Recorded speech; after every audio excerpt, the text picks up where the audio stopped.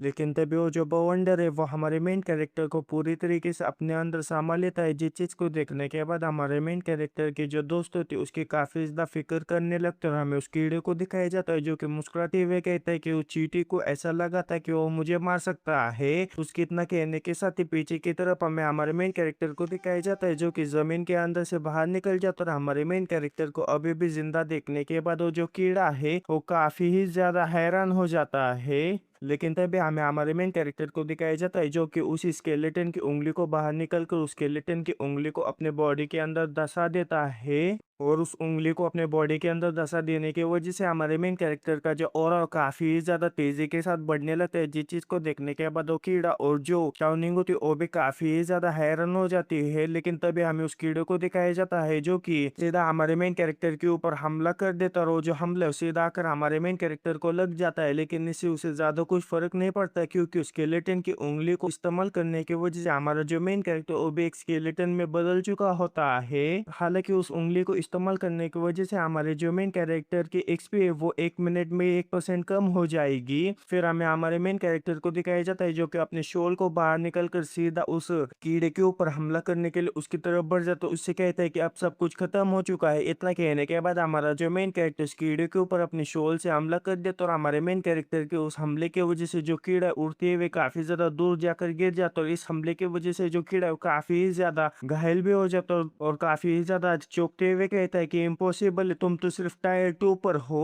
लेकिन हमें हमारे मेन कैरेक्टर को दिखाया जाता है जो कि सीधा उस कीड़े के पास आकर उसके सर को अपने पैरों के नीचे कुचल देता है। और इसी के साथ में हमारा जो मेन कैरेक्टर उस कीड़े को वहीं पर ही जान से मार देता है, जिसके वजह से हमारे मेन कैरेक्टर को 16 मिलियन एक्सपी पॉइंट्स मिलती है। और उस कीड़े को मारने की वजह से हमारे मेन कैरेक्टर को जो क्लास एडवांसमेंट क्वेस्ट मिली होती है वो भी क्वेस्ट कंप्लीट हो जाती है, जिस वजह से हमारा जो मेन कैरेक्टर होता है वो थर्ड एडवांसमेंट पर पहुंच जाता है। और इसी के साथ में हमारे मेन कैरेक्टर की जो स्टैट्स है वो भी काफी ज्यादा तेजी के साथ बढ़ते हैं। और इसके अलावा हमारे मेन कैरेक्टर की जो शोल होती है उसका भी टायर 3 हो जाता है और उसका भी लेवल 31 हो जाता है। और हमारे मेन कैरेक्टर को टायर 3 पर पहुंचने की वजह से हमारे मेन कैरेक्टर को एक नया इफेक्ट भी मिला होता है, जिस इफेक्ट का इस्तेमाल करते हुए हमारा जो मेन कैरेक्टर अपने स्किल्स को अपग्रेड कर सकता है। और उन स्किल को अपग्रेड करने के लिए हमारे मेन कैरेक्टर के पास स्किल पॉइंट्स होने चाहिए, जिन स्किल पॉइंट को हमारा जो मेन कैरेक्टर पैसे देकर खरीद सकता है। लेकिन हमारा जो मेन कैरेक्टर उसके ऊपर ध्यान न देते हुए अपने शोल को बाहर निकाल लेता है, क्योंकि हमारे मेन कैरेक्टर की जो शोल होती है उसका भी टायर 3 हो चुका हुआ होता है।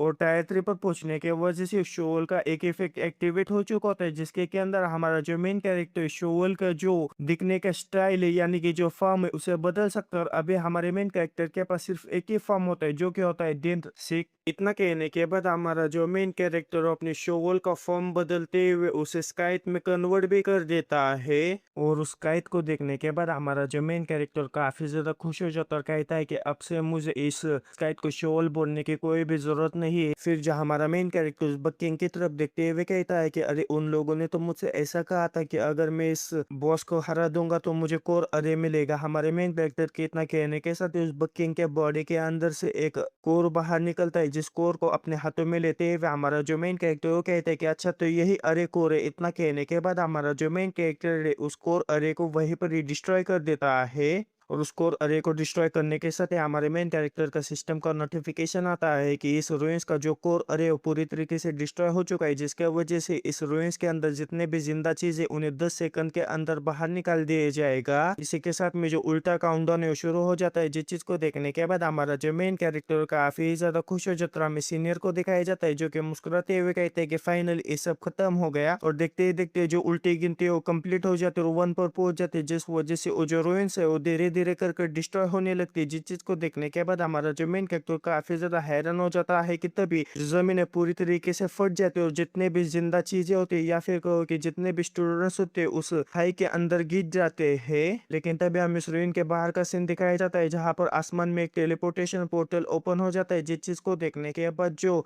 डीन होता है वो चिल्लाते हुए कहते हैं कि सारे लोग तैयार हो जाओ, ऐसा लग रहा है कि जो मॉन्स्टर से वो बाहर निकल रहे हैं। डीन के इतना कहने के साथ ही उस टेलीपोर्टेशन पोर्टल के अंदर से जितने भी जिंदा चीजें होती है, चाहे वो उस रुइंस के मॉन्स्टर्स हो या फिर स्टूडेंट्स हो, सारे के सारे काफी तेजी के साथ नीचे गिरने लगते हैं। जिस चीज को देखने के बाद जो डीन है वो वहां पर खड़े हुए जितने भी लोग उनसे कहते हैं कि इन सबको मार डालो। डीन के इतना कहने के साथ ही खुद डीन और बाकी के जितने भी लोग हैं, वो काफी तेजी के साथ आगे बढ़कर वहां पर आए हुए जितने भी मॉन्स्टर्स है उन्हें खत्म करना शुरू कर देते, और हमें हमारे मेन कैरेक्टर को दिखाया जाता है जो कि बाहर आने के बाद एक राहत की सांस लेते हुए कहता है कि फाइनली हम बाहर आ चुके हैं। लेकिन तभी हमारे मेन कैरेक्टर की नजर सामने के ऊपर पड़ जाती है, और सामने का नजारा देखने के बाद काफी ज्यादा हैरान हो जाता है, क्योंकि वहां पर आए हुए जितने भी बग्स होते हैं उन्हें जो डीन और जितने भी लोग होते हैं उन्हें काफी ज्यादा खतरनाक तरीके से मार रहे होते हैं, और उनकी इतनी ज्यादा ताकत देखने के बाद हमारा मेन कैरेक्टर भी काफी ज्यादा हैरान हो चुका होता है कि तब हमें बंदर को दिखाया जाता है जो कि हमारे मेन कैरेक्टर की तरफ दौड़कर आने लगता है, और उसे कहता है कि आखिर तुम कहाँ पर भाग गए। तो बंदर को वहां पर देखने के बाद हमारा जो मेन कैरेक्टर काफी ज्यादा हैरान हो जाता है कि तभी हमें डीन को दिखाया जाता है जो कि उस बंदर को भी एक मॉन्स्टर समझ लेता है, और काफी तेजी के साथ उसके ऊपर हमला करने के लिए उसकी तरफ बढ़ जाता है, और बढ़ते हुए हमारे मेन कैरेक्टर से कहता है कि वो एक मास्टर है, जल्दी से वहां पर से भाग जाओ। इतना कहने के बाद जो डीन है उसे आकर उस बंदर के पूंछ को पकड़कर उसे उल्टा लटका लेता है, और उसे के ऊपर हमला करने के लिए तैयार हो जाता है कि तभी वो जो बंदर है वो चिल्लाते हुए हमारे मेन कैरेक्टर से कहता है कि अरे मुझे बचाओ, अरे मुझे बचाओ, ये मुझे मार डालेगा। लेकिन तभी हमारा जो मेन कैरेक्टर चिल्लाते हुए प्रिंसिपल से कहता है कि प्रिंसिपल प्लीज उसे छोड़ दीजिए, वो मेरा बंदर है। दरअसल उस रूइस के अंदर मैंने इसके साथ कॉन्ट्रैक्ट कर लिया है, और हमें उस बंदर को दिखाया जाता है जो कि काफी ज्यादा चिढ़ते हुए प्रिंसिपल वैंग से कहता है कि क्या तुमने सुन लिया ना, तो जल्दी से मुझे छोड़ दो। उस बंदर के बाद सुनने के बाद जो प्रिंसिपल वैंग होता है उस बंदर को हमारे मेन कैरेक्टर की तरफ फेंक देता है, और जो बंदर है जल्दी से हमारे मेन कैरेक्टर के कंधे के ऊपर जाकर बैठ जाता है। लेकिन अभी भी जो बंदर है वो काफी ज्यादा गुस्से में होता है, और जो प्रिंसिपल है वो हमारे मेन कैरेक्टर से कहता है कि इसकी जो ब्लड लाइन और उसका जो पोटेंशियल है उस दोनों ही काफी ज्यादा एक्सीलेंट है, इसीलिए इसे अच्छी तरीके से बड़ा करना फ्यूचर में तो हमारा काफी ज्यादा अच्छा दोस्त बनेगा। जिस बात को सुनने के बाद हमारा जो मेन कैरेक्टर प्रिंसिपल से कहता है कि आपका बहुत बहुत शुक्रिया। फिर जो प्रिंसिपल है वहां पर से जाते हुए हमारे मेन कैरेक्टर से कहता है कि अभी के अभी एकेडमी में वापस जाओ, ये जगह ठीक नहीं है। जिस बात को सुनने के बाद हमारा जो मेन कैरेक्टर प्रिंसिपल से कहते हैं कि हमें समझ गया, और हमें उस बंदर को दिखाया जाता है जो कि काफी ज्यादा डरते हुए हमारे मेन कैरेक्टर से कहते हैं कि वो जो आदमी वो काफी ज्यादा डरावना है, उसने मुझे तो लगभग जान से मार ही दिया था।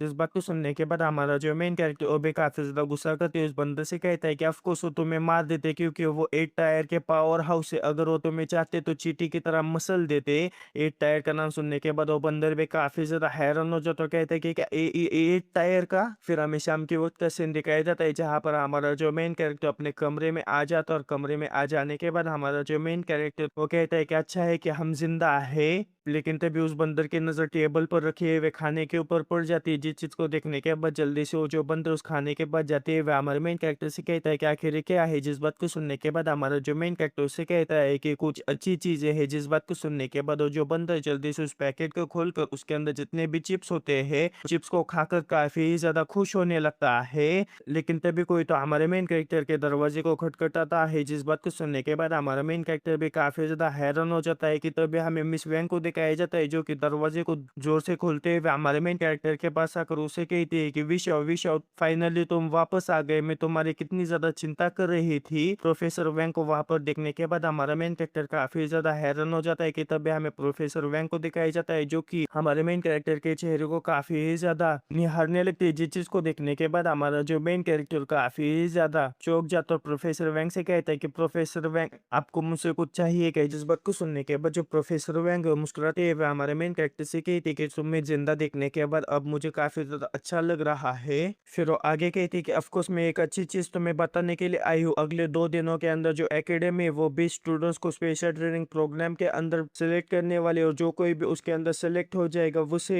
एकेडमिक क्रेडिट्स पॉइंट्स मिलेंगे। क्या तुम इसके अंदर इंटरेस्टेड हो। जिस बात को सुनने के बाद हमारा जो मेन कैरेक्टर मुस्कुराते हैं उससे कहते हैं कि डेफिनेटली, आखिर स्पेशल ट्रेनिंग क्लास कब शुरू होने वाली है। जिस बात को सुनने के बाद जो प्रोफेसर वैंग है वो हमारे मेन कैरेक्टर के बेड के ऊपर बैठते हैं, उससे कहती है कि अच्छी बात है कि तुम भी इसके अंदर इंटरेस्टेड, और इसके अलावा जो प्रिंसिपल है वो पर्सनली तुम लोगों को ट्रेन करेंगे। और ये सारी चीजें इसीलिए हो रही है क्योंकि हमारी जो एकेडमी है वो इस साल आने वाले national inter academy exchange tournament के लिए तैयारी कर रही है, और इस टूर्नामेंट के अंदर इस नेशन की जितनी भी यूनिवर्सिटीज है, यहाँ तक की जो कैपिटल यूनिवर्सिटी उसके भी स्टूडेंट्स आएंगे जिनके के साथ तुम्हें कम्पीट करने का मौका मिलेगा। जिस बात को सुनने के बाद हमारा जो मेन कैरेक्टर काफी ज्यादा खुश हो जाता है, कहता है कि काफी ज्यादा एक्साइटिंग लग रहा है। अच्छी बात है कि अभी भी मेरे पास 2 महीनों का टाइम है जिसका कि मैं इस्तेमाल करते हुए अपने आप को काफी ज्यादा लेवल अप भी कर सकता हूँ। जिस बात को सुनने के बाद जो प्रोफेसर वैंग है वो हमारे मेन कैरेक्टर से कहती कि अगर तुम्हें अपना लेवल बनाना है तो तुम्हें एकेडमी का जो ट्रायल टावर है उसे स्पेशली विजिट करना चाहिए। जिस बात को सुनने के बाद हमारा जो मेन कैरेक्टर उसे कहता है कि हाँ ठीक है। जिस बात को सुनने के बाद जो प्रोफेसर वैंग है वहां पर से जाते हुए हमारे मेन कैरेक्टर से कहती है कि तो फिर ठीक है, मैं जा रही हूँ तो अच्छे से आराम करना।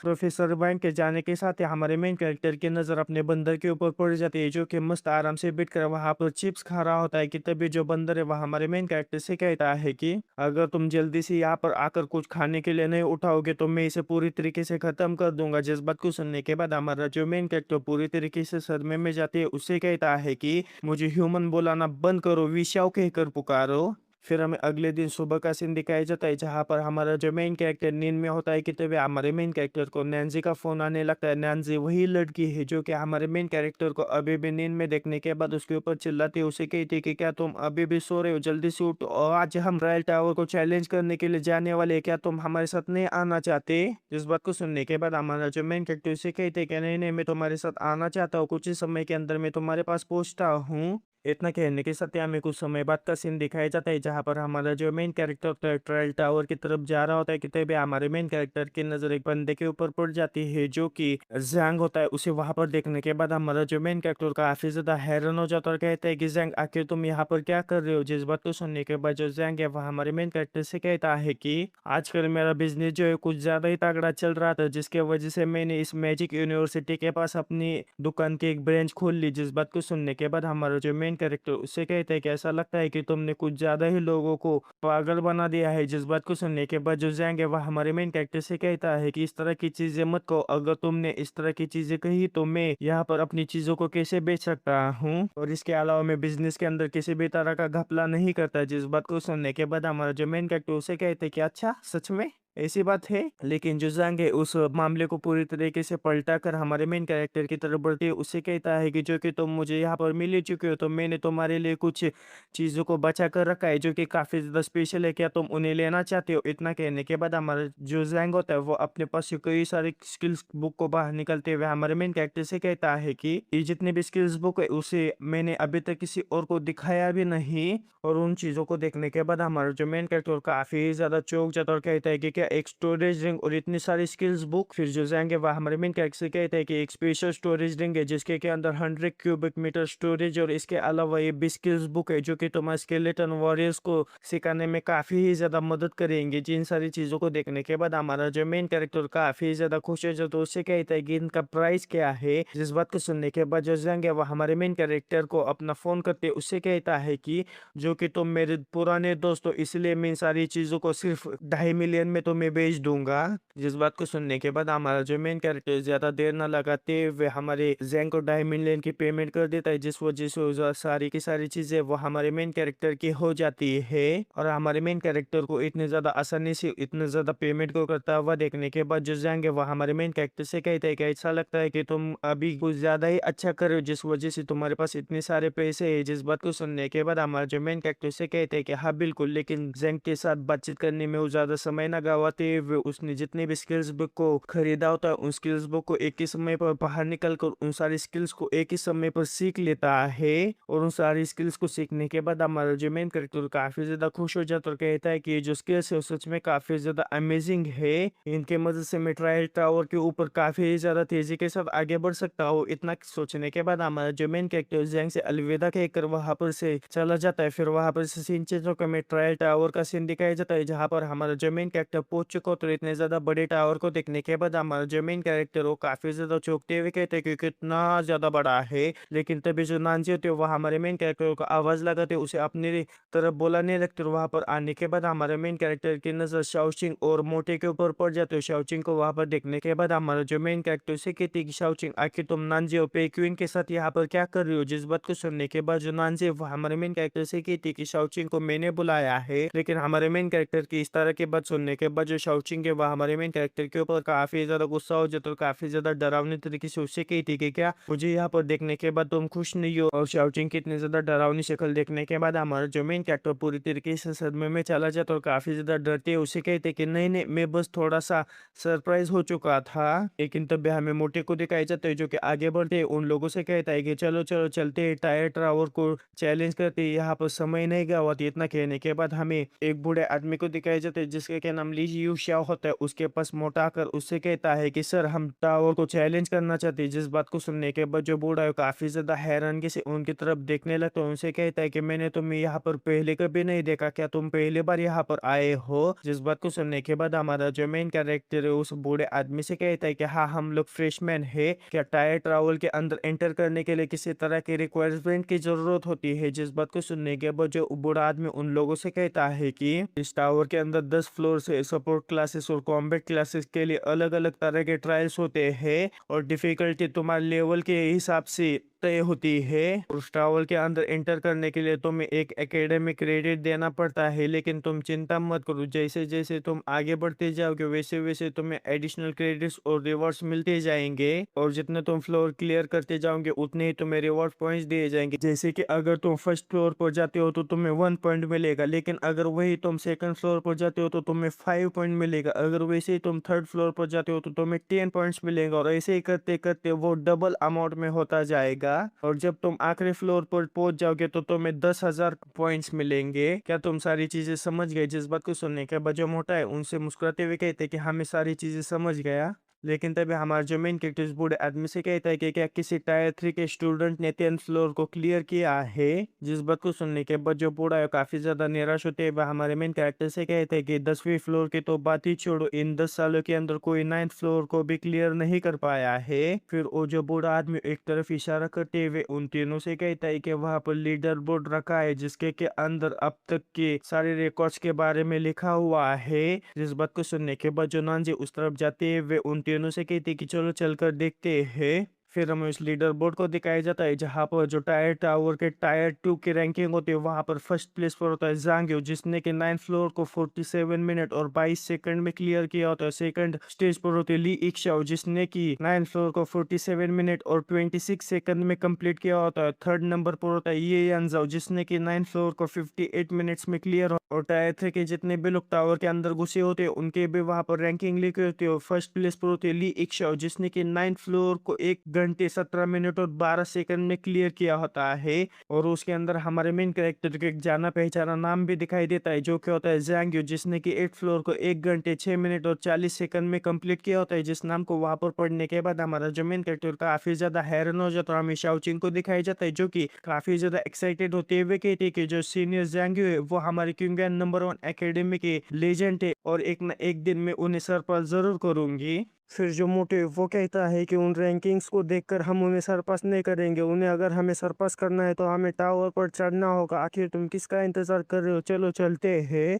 जिस बात को सुनने के बाद वो सारे के सारे लोग उस टावर के फॉर्मेशन के पास चले आते हैं जिस फॉर्मेशन का इस्तेमाल करते हैं वो लोग जो है वो टावर के अंदर टेलीपोर्ट हो जाएंगे। वहां पर पहुंचने के साथ ही हमारे मेन कैरेक्टर को सिस्टम का नोटिफिकेशन आता है कि इस टेलीपोर्टेशन पोर्टल के ऊपर जाने के साथ ही तुम टावर के अंदर टेलीपोर्ट हो जाओगे और अगर तुम टावर के अंदर काफी ज्यादा इंजर्ड हो गए ना तो तुम मरोगे नहीं, तो उससे तुम्हारी असली बॉडी के ऊपर कोई भी ज्यादा फर्क नहीं पड़ेगा। सिस्टम के इतना कहने के साथ ही हमारा जो मेन कैरेक्टर टावर के फर्स्ट फ्लोर पर टेलीपोर्ट हो जाता है। वहां पर पहुंचने के साथ ही जो सिस्टम है वो हमारे मेन कैरेक्टर से कहता है कि तुम थर्ड रैंक के टायर टावर के फर्स्ट फ्लोर पर पहुंच चुके हो और अगर तुम्हें सेकंड फ्लोर पर जाना है तो फर्स्ट फ्लोर को क्लियर करना होगा, जितने भी यहाँ पर मॉन्स्टर्स है उन्हें खत्म करना होगा। सिस्टम के इतना कहने के साथ हमारे मेन कैरेक्टर के सामने एक और टेलीपोर्टेशन पोर्टल खुलता है जिसके के अंदर से काफी ही ज्यादा जो मॉन्स्टर्स है वो बाहर निकलने लगते हैं। उन मॉन्स्टर्स को वहाँ पर देखने के बाद हमारा जो मेन कैरेक्टर अपनी इनसाइड स्किल का इस्तेमाल करते हैं उनका जो लीडर है उनकी सारी की सारी चीजें देखने लगते हैं। जहाँ पर उसका नाम बीस्ट मैन होता है जो कि थर्ड रैंक का नॉर्मल बीस्ट होता है, उसका लेवल 40 होता है, स्ट्रेंथ 1711 होती है, एजिलिटी 1054 होती है, कॉन्स्टिट्यूशन 1838 होता है, उसकी जो स्पिरिट होती है वो 880 होती है।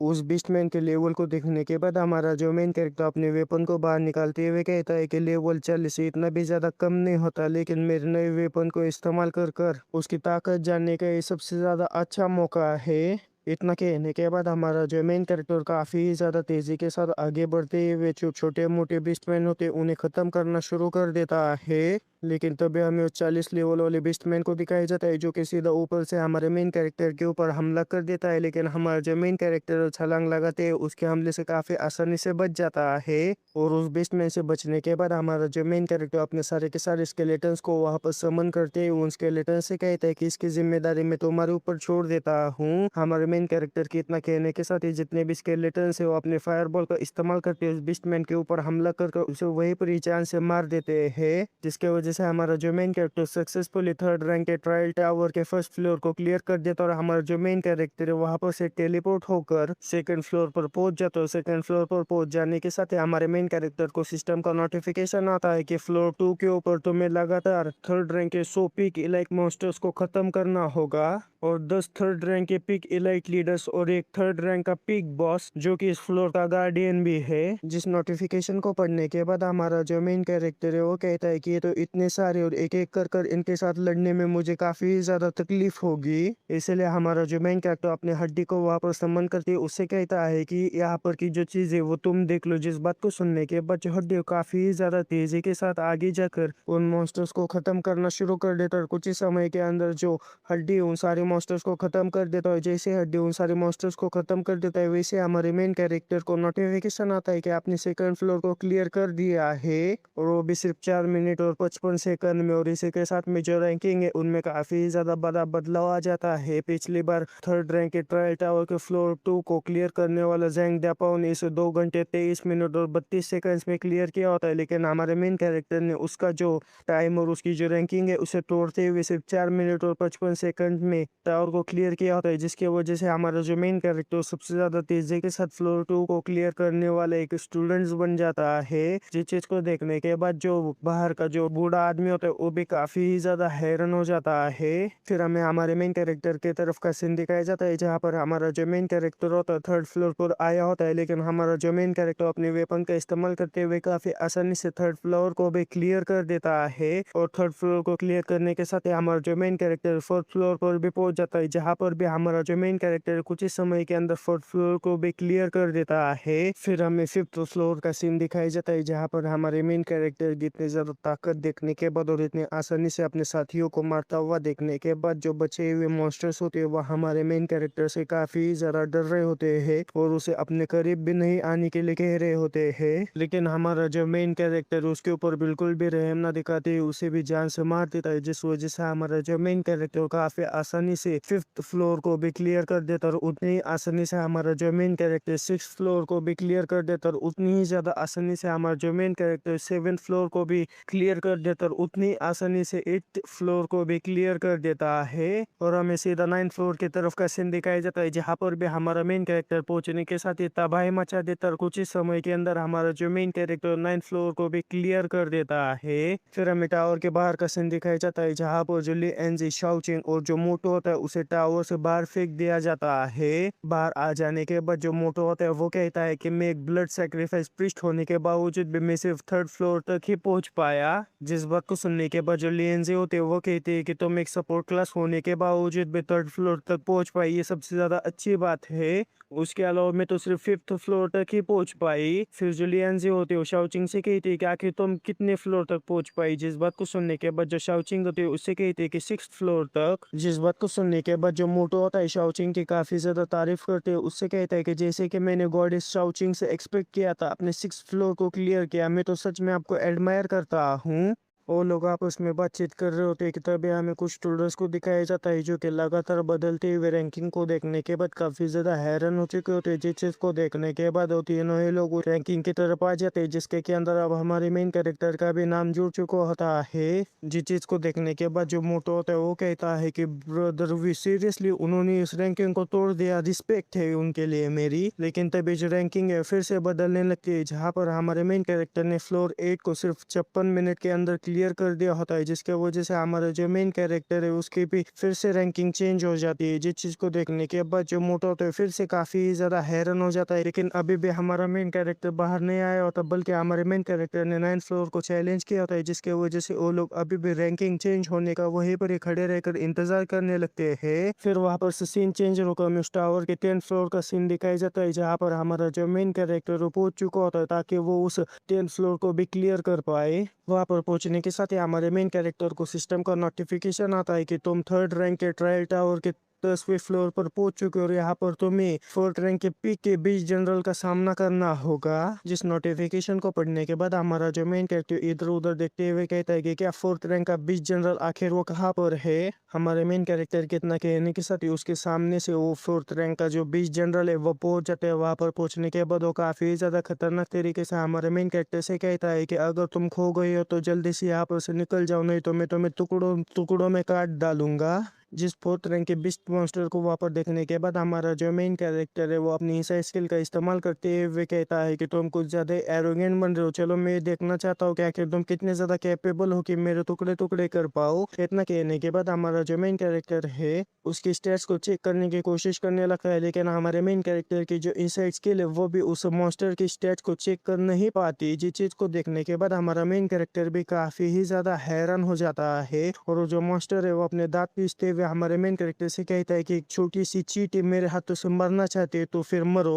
फिर हमें बाहर की तरफ का सीन दिखाया जाता है, जहाँ पर वो जो बूढ़ा आदमी होता है वो कहता है कि आज तक 3rd रैंक के 10th फ्लोर को कोई भी क्लियर नहीं कर पाया है। इतना कहने के बाद वो किसी को फोन लगाते हुए उससे कहता है कि शाओ यांग जल्दी से यहाँ पर आ जाओ, काफी ज्यादा बड़ी बात तुम्हें बतानी है। इतना कहने के बाद वो काफी ज्यादा क्रीपी तरीके से हंसते हुए कहता है कि यहाँ पर आ जाओ और तुम अपने चेहरे को किस तरह से नीचे झुकाते हो वो देखो। फिर हमें 10th फ्लोर की तरफ का सीन दिखाया जाता है, जहाँ पर जो बीच जनरल है सीधा हमारे मेन कैरेक्टर के ऊपर हमला करने के लिए उसकी तरफ बढ़ जाता है। जिस चीज को देखने के बाद हमारा जो मेन कैरेक्टर जल्दी से शील्ड को सामने आकर उसके हमले को रोकने के लिए कह देता है। जिस बात को सुनने के बाद जो शील्ड है वो आगे बढ़ते हुए उस बीच जनरल के हमले को रोकने की कोशिश करने लगता है, लेकिन पहले ही हमले के अंदर हमारे मेन कैरेक्टर को ये पता चल जाता है कि जो शील्ड है वो ज्यादा देर तक उसे रोक कर नहीं रख पाएगा, जिस वजह से हमारा जो मेन कैरेक्टर है वो जल्दी से सिस्टम को बाहर निकलते उसे कहते हैं कि जल्दी से शील्ड को अपग्रेड करो। जिस बात को सुनने के बाद जो सिस्टम है वो हमारे मेन कैरेक्टर को कहता है कि अगर तुम्हें शील्ड को अपग्रेड करना है तो तुम्हारे पास 20 स्किल पॉइंट्स होने चाहिए,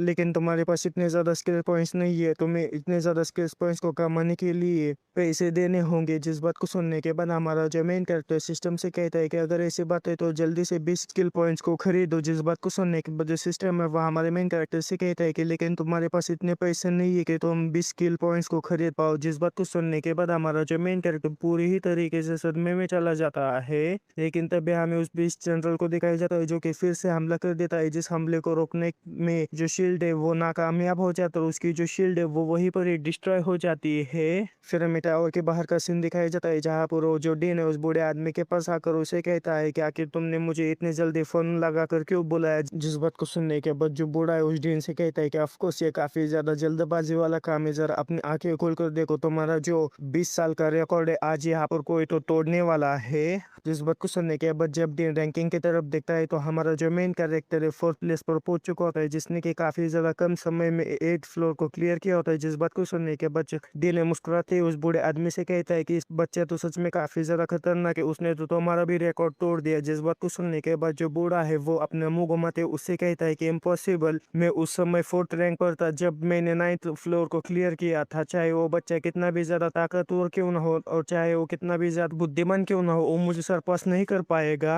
उस बूढ़े आदमी की इतना कहने के साथ ही जो रैंकिंग है फिर से चेंज हो जाती है, जहाँ पर हमारा जो मेन कैरेक्टर है वो 9th फ्लोर को सबसे ज्यादा कम समय में क्लियर करने वाला सबसे पहला डिसाइपल बन जाता है। जिस चीज को देखने के बाद जो मोटे और वहां पर जितने भी खड़े लोग होते हो काफी ज्यादा हैरान हो जाते। जो डीन है वो हंसते हुए उसे कहते हैं कि तुम अभी क्या कह रही थी कि तुम्हारा रिकॉर्ड कोई भी नहीं तोड़ पाएगा। इस बात को सुनने के बाद जो बूढ़ा आदमी उसे कहता है कि मैंने तो ऐसा कुछ भी नहीं कहा था, लेकिन ये जो बच्चे है वो काफी ज्यादा टैलेंटेड है, जिसकी वजह से तुम्हें और भी ज्यादा उसके ऊपर अटेंशन देना चाहिए। जिस बात को सुनने के बाद जो डीन है उसे कहता है कि ऑफ कोर्स मैं उसके ऊपर काफी ज्यादा ध्यान दूंगा, और इसके अलावा मैंने उसे स्पेशल ट्रेनिंग क्लास के लिए भी सिलेक्ट किया है। डीन के इतना कहने के साथ हमें हमारे मेन कैरेक्टर को दिखाया जाता है, जिसको कि वो जो टावर है बाहर फेंक देता देता है क्योंकि हमारा जो मेन कैरेक्टर है 10th फ्लोर को क्लियर कर नहीं पाता। हालांकि हमारे मेन कैरेक्टर ने 9th फ्लोर को काफी ज्यादा तेजी के साथ क्लियर किया होता है, जिसकी वजह से हमारे मेन कैरेक्टर को 1000 क्रेडिट पॉइंट्स दिए जाते हैं। और हमारे मेन कैरेक्टर ने सारे के सारे फ्लोर्स को क्लियर किया होता है, उनके भी हमारे मेन कैरेक्टर ने क्रेडिट पॉइंट को जोड़ दिया होता है, जिसकी वजह से हमारे मेन कैरेक्टर के पास अब टोटल 7166 क्रेडिट पॉइंट्स होते हैं।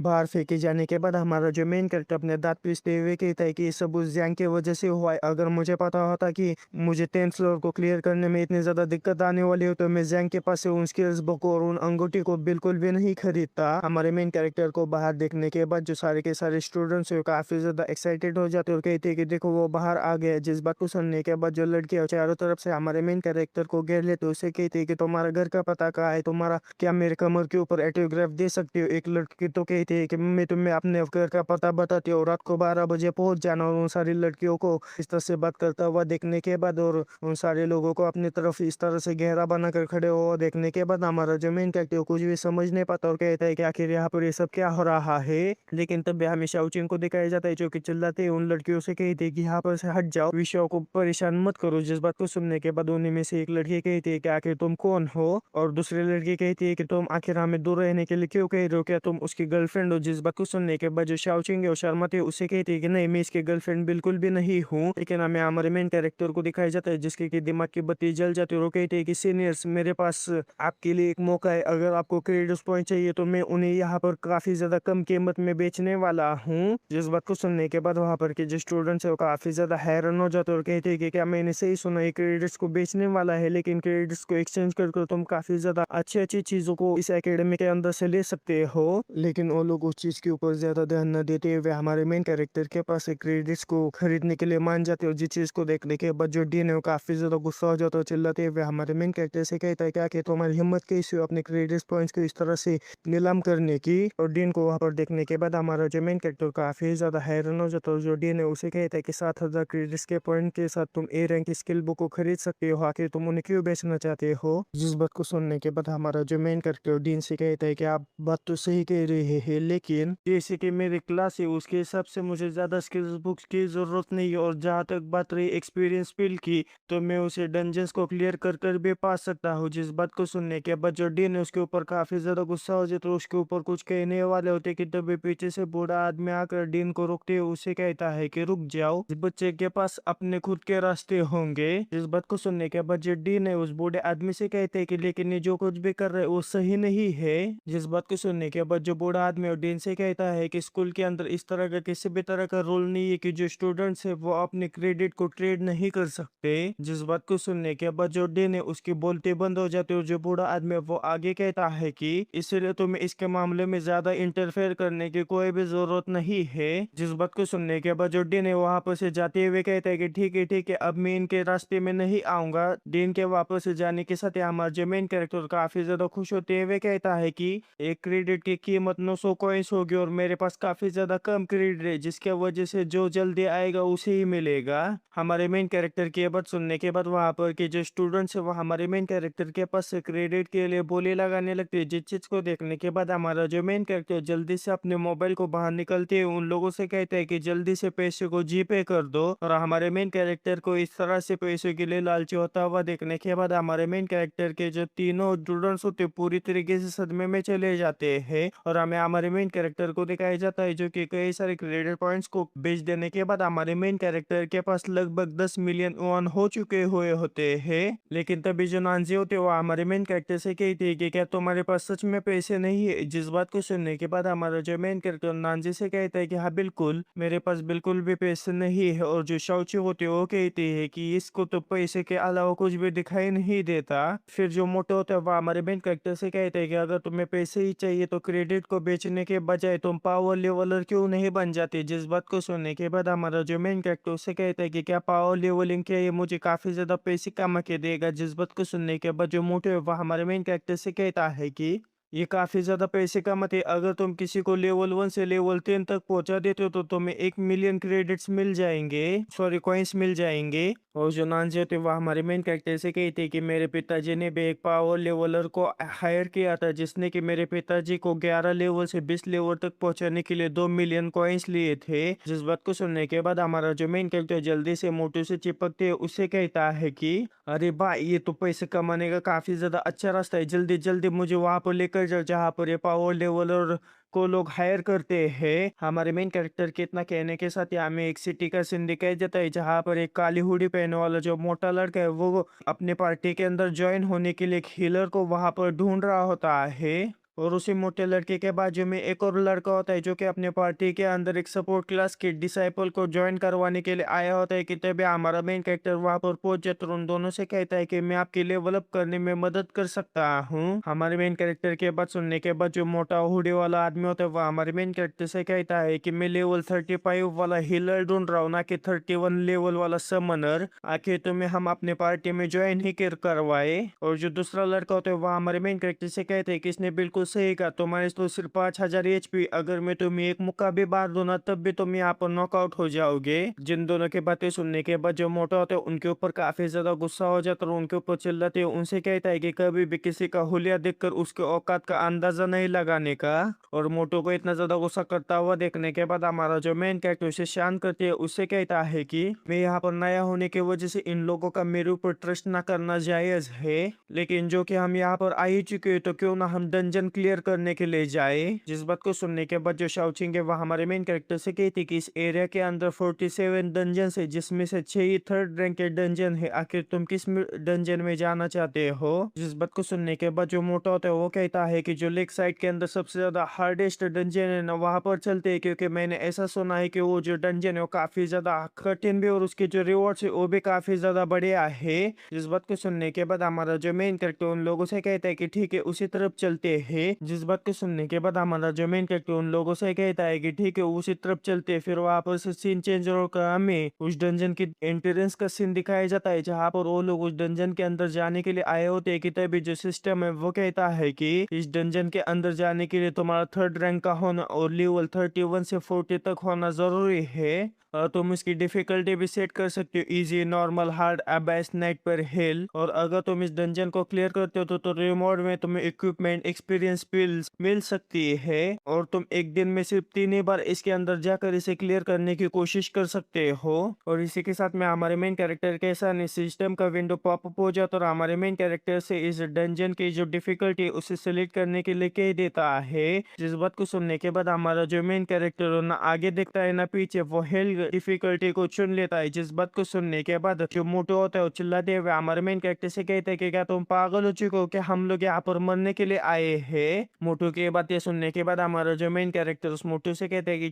ठीक है मैं हिल को नहीं चुनता, चलो नाइटमेयर पर चलते हैं। इतना कहने के बाद हमारा जो मेन कैरेक्टर नाइटमेयर डिफिकल्टी को चुन लेता है। जिस जिस चीज को देखने के बाद जो मोटो होता है काफी ज्यादा हैरान हो जाता है और हमारे मेन कैरेक्टर से कहता है कि मेरा ये भी कहने का मतलब नहीं था, लेकिन इसके आगे वो कुछ कह पाते उससे पहले उनका जो टेलीपोर्टेशन पोर्टल है वो एक्टिवेट हो जाता है, जिस वजह से वहां पर से टेलीपोर्ट होकर सीधा उस डंजन के अंदर चले आते हैं। डंजन के अंदर चले आने के बाद हमें मोटो को दिखाया जाता है जो कि पूरी तरीके से कांपते हुए कहता है कि हम तो मारे गए, इसने तो नाइटमेयर डिफिकल्टी को चुना है। लेकिन तभी जो शाओचिंग होते हैं मोटी से कहती है कि बकबक करना बंद करो, तुमने गाइड की तरफ देखा था ना, तुम्हें पता है ना इस डंजन के अंदर क्या किस तरह से चीजें काम करती है, इसलिए तुम चिंता मत करो, हम जरूर इसे क्लियर करेंगे। जिस बात को सुनने के बाद जो मोटे पूरी तरीके से सदमे में जाते हुए जो शाओचिंग है उसे कहता है कि मैंने गाइड को तो पढ़ा था, लेकिन मैंने सिर्फ इजी से अबाइसस डिफिकल्टी तक ही गाइड को पढ़ा था, इसके आगे मुझे कुछ भी नहीं पता है। जिस बात को सुनने के बाद हमारा जो मेन कैरेक्टर मोटू से कहता है कि जो नाइटमेयर डिफिकल्टी है वो सिर्फ एबेसिस से एक लेवल डिफिकल्टी ज्यादा ही है, जिसके वजह से अगर हम एबेस गाइड को फॉलो भी कर लेना तब भी हम काफी आसानी से इस डंजन को क्लियर कर पाएंगे। जिस बात को सुनने के बाद जो मोटू एक तरफ इशारा करते हुए हमारे मेन कैरेक्टर से कहते हैं कि इस तरफ 100 मीटर पर एक गेट कीपर है, उसे हमें सबसे पहले मारना होगा। जिस बात को सुनने के बाद हमारा जो मेन कैरेक्टर फिर वो कहते हैं कि चल उसी तरफ चलते हैं। फिर वहां पर से सीन चेंज होकर हमें उस गेट के ऊपर की तरफ का सीन दिखाया जाता है, जो कि एक फ्रेशमैन मॉन्स्टर होता है, जो कि थर्ड रैंक का लॉ टायर का होता है। उसका लेवल 40 होता है, उसकी जो स्ट्रेंथ है वो 10,675, उसकी जो एजिलिटी वो 15,114 होती है। जिस फिशमैन मॉन्स्टर को देखने के बाद जो मोटो होता है काफी ज्यादा हैरान हो जाता है, कहते हैं कि तो थर्ड रैंक का पिक लॉटाइल फिशमैन मॉन्स्टर है। और जो नानजी होते हो हमारे मेन कैरेक्टर से कहते हैं कि क्या तुम्हारे अंदर इतना कॉन्फिडेंस है कि तुम उसे हरा सकते हो। जिस बात को सुनने के बाद हमारा जो मेन कैरेक्टर मुस्कुराते हुए उसे कहता है कि बिल्कुल मैं काफी आसानी से उसे खत्म कर सकता हूँ। लेकिन तभी हमें शाओचिंग को दिखाया जाता है, जो कि काफी तेजी के साथ उस फिशमैन मॉन्स्टर की तरफ बढ़ते हुए कहती है कि मैं इसे देखती हूँ। जिसे अचानक से उस फिशमैन मॉन्स्टर के ऊपर हमला करता हुआ देखने के बाद जो मोटो होता है उसे कहता है कि जल्दबाजी मत करो। लेकिन हमें शाओचिंग को दिखाया जाता है, जो कि अपनी एंजल स्वॉर्ड टेक्निक का इस्तेमाल करते हुए जो फिशमैन मॉन्स्टर है उसके ऊपर हमला कर देती है। लेकिन जो फिश मॉन्स्टर है उसे पहले से ये पता चल जाता है कि किसी ने उसके ऊपर हमला कर दिया, जिस वजह से वो छलांग लगाते हुए जो शाओचिंग का हमले उसे काफी आसानी से बच जाता है। और उसे इतनी तेजी के साथ अपने हमले से बचता हुआ देखने के बाद जो शाओचिंग है वो भी काफी ज्यादा हैरान हो जाती है। उस हमले से बच जाने के बाद हमें उस फिश मॉन्स्टर को दिखाया जाता है, जो कि अपने वेपन को बाहर निकालते हुए जो शाओचिंग है उससे कहते हैं कि आखिर तुम्हारी हिम्मत कैसी हुई मेरे ऊपर छुपकर हमला करने की। इतना कहने के बाद वो जो है वो अपने वेपन का इस्तेमाल करते हुए शाओचिंग के ऊपर हमला कर देता है। लेकिन जो शाओचिंग होती है अपने स्वॉर्ड को सामने लाती है, उसके हमले से बचकर उसे पीछे ढकेल देती है। फिर से अपने स्वॉर्ड स्ट्राइक का इस्तेमाल करते हुए उस फिश मॉन्स्टर के ऊपर हमला कर देते हैं। लेकिन वो जो फिश मॉन्स्टर है वो भी अपने वेपन का इस्तेमाल करते हुए काफी आसानी से शाओचिंग के हमले को रोककर शाओचिंग के ऊपर ही हमला कर देता। और इस बार का जो हमला है शाओचिंग बिल्कुल भी नहीं रोक पाती, जिस वजह से उस फिश मॉन्स्टर का हमला कर सीधा शाओचिंग से लग जाता है, जिस वजह से जो शाओचिंग है काफी तेजी के साथ पीछे हटने लगती है। जिस चीज को देखने के बाद जो नानजी और जो मोटो होते हैं शाओचिंग की काफी ज्यादा फिक्र करने लगते और हमें शाओचिंग की तरफ का सीन दिखाया जाता है, जहाँ पर जो शाओचिंग उस फिश मॉन्स्टर के हमले को रोकने में नाकामयाब हो जाती है, जिस वजह से उसके जो एंजल विंग निकले होते हैं वो भी एंजल विंग गायब हो जाते हैं। जो शाओचिंग है काफी ज्यादा तेजी के साथ नीचे गिरने लगती है। जिस चीज को देखने के बाद हमारा जो मेन कैरेक्टर काफी तेजी के साथ आगे बढ़ते हुए जो शाओचिंग है उसे अपने गोद में पकड़कर उसे नीचे लेकर आ जाता और अपने आप को हमारे मेन कैरेक्टर के गोद में देखने के बाद जो शाओचिंग है काफी ज्यादा शर्माने लगती है। फिर जो हमारा मेन कैरेक्टर शाओचिंग को नीचे उतारते उसे कहता है कि इसे मेरे ऊपर छोड़ दो, अभी मैं इसे सबक सिखा कर आता हूँ। जिस बात को सुनने के बाद जो फिश मॉन्स्टर होता है वो हमारे मेन कैरेक्टर से कहता है कि तुम्हारी जबान कुछ ज्यादा ही तेज चलती है। जिस बात को सुनने के बाद हमारा जो मेन कैरेक्टर उस फिश मॉन्स्टर से कहता है कि मेरी जबान ने मेरा हाथ भी काफी ज्यादा तेज चलता है। जिस बात को सुनने के बाद जो फिश मॉन्स्टर है वह हमारे मेन कैरेक्टर के ऊपर हमला करते उससे कहता है कि चलो दिखाओ क्या कि तुम्हारे हाथ कितने ज्यादा तेज चलते हैं। इस बात को सुनने के बाद हमारा जो मेन कैरेक्टर जल्दी से अपने स्वॉर्ड को बाहर निकालते हुए उससे कहता है कि अच्छा है कि तुम्हारा सामना मेरे से हो रहा है, क्योंकि आज मैं तुम्हें अच्छी तरीके से पीटूंगा। इतना कहने के बाद हमारा जो मेन कैरेक्टर सॉर्डी को उसके ऊपर हमला करने के लिए कह देता है। जिस बात को सुनने के बाद जो सॉर्डी उसके ऊपर हमला कर देता है, सॉर्डी का एक ही हमला उस फिश मॉन्स्टर को वहीं पर ही डिस्ट्रॉय कर देता है। और उस फिश मॉन्स्टर को खत्म कर देने के वजह से सॉर्डी उसका लेवल अप हो जाता है और वो लॉर्ड लैंक पर पहुंच जाता है, जिसके वजह से उसके जो सारे के सारे एट्रीब्यूट्स वो भी काफी ही ज्यादा बढ़ जाते हैं। फिर हमें सॉर्डी के सारे स्टैट्स को दिखाया जाता है, जहाँ पर वो लॉर्ड टायर पर पहुंच चुका होता है, उसको जो लेवल होता है वो 31 हो चुका होता है, उसकी जो स्ट्रेंथ है वो 7,416 हो चुकी होती है, उसकी जो एबिलिटी है वो 5,621 हो चुकी होती है, उसकी जो कॉन्स्टिट्यूशन है 7,549 और उसकी जो स्पिरिट है वो 3,677 हो चुकी हुई होती है। और हमारे सॉर्डी के रैंक को देखने के बाद जो नानजी और जो मोटू काफी ही ज्यादा हैरान हो जाते हैं। और हमारा मेन कैरेक्टर भी काफी ज्यादा हैरान हो जाता है कि उसका जो सॉर्डी है वो लॉर्ड रैंक पर पहुंच चुका है। लेकिन तभी हमारे मेन कैरेक्टर के नजर उस फिशमैन मॉन्स्टर के वेपन के ऊपर पड़ जाती है, जिस वेपन को देखने के बाद हमारा जो मेन कैरेक्टर उस वेपन को उठाते हुए कहते हैं कि सच में जो वेपन है काफी ज्यादा बढ़िया है। इसी के साथ में हमें उस वेपन के स्टेट्स को दिखाया जाता है, जहाँ पर वो एक ट्राइडन होता है जो कि बॉस लेवल का होता है, उसकी जो लेवल होती है वो 40 होती है, उसकी जो रैंक होती है वो थर्ड रैंक होती है, उसकी जो स्ट्रेंथ होती है 1000 होती है, उसकी जो